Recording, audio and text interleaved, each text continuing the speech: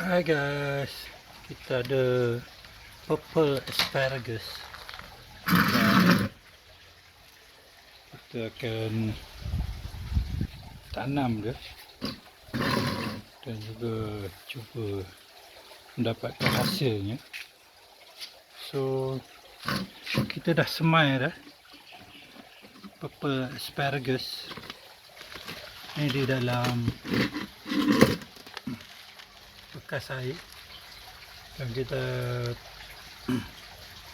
dah 24 jam dalam bekas air ni, dah nampak kembang. Dan kemudian sebahagian daripada bekas air ni kita dah transfer ke dalam bekas untuk tanaman. Tu dia biji asparagus, nampak? Dah kembang dah. Dan ini ada juga.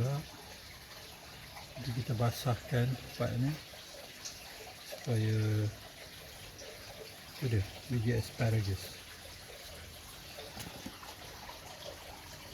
supaya dia akan cambah. Dan kita tengok apa hasil dia, purple asparagus.